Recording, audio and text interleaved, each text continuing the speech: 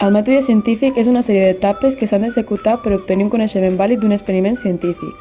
Aquestes etapes són pregunta, hipòtesis, predicció, experiment, disseny de l'experiment i material, resultats i conclusions.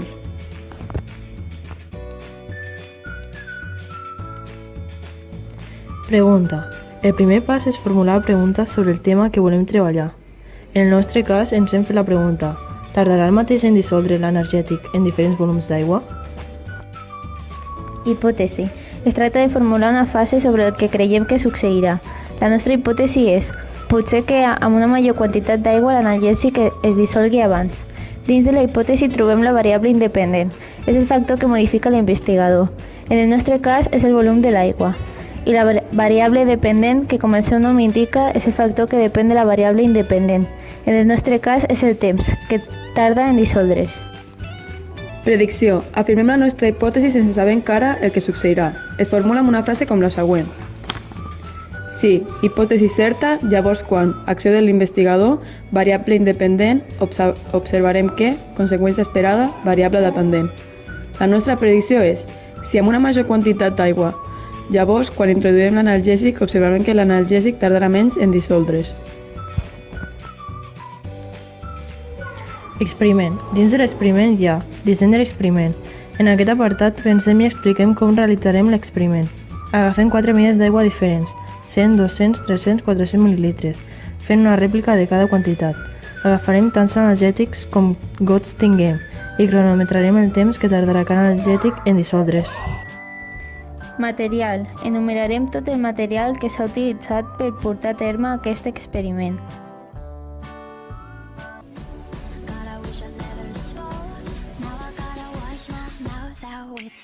Els materials que hem utilitzat són 8 gots,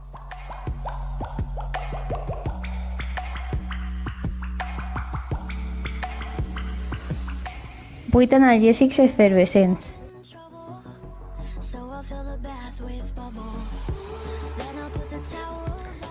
aigua,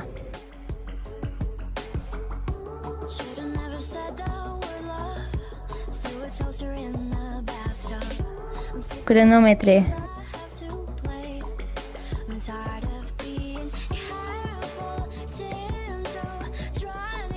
i mesurador d'aigua.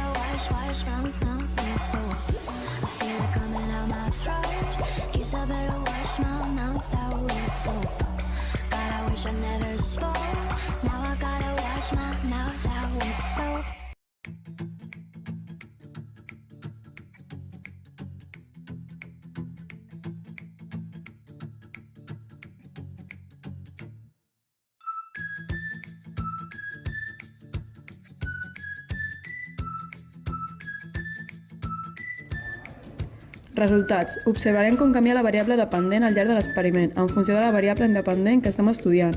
Recollirem les dades dels resultats en una taula. Hem fet una prova i una rèplica de cada una de les mesures. A 100 mil·lilitres ens ha donat 2,09 i 2,02. A 200 ens ha donat 1,55 i 1,58. A 300 mil·lilitres ens ha donat 1,31 i 1,41.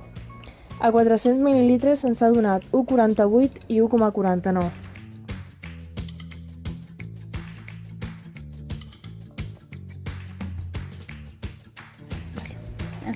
Conclusions. A partir de l'anàlisi i dels resultats escrivim a quina conclusió arribem. La conclusió ha de fer referència a la hipòtesi que s'ha plantejat.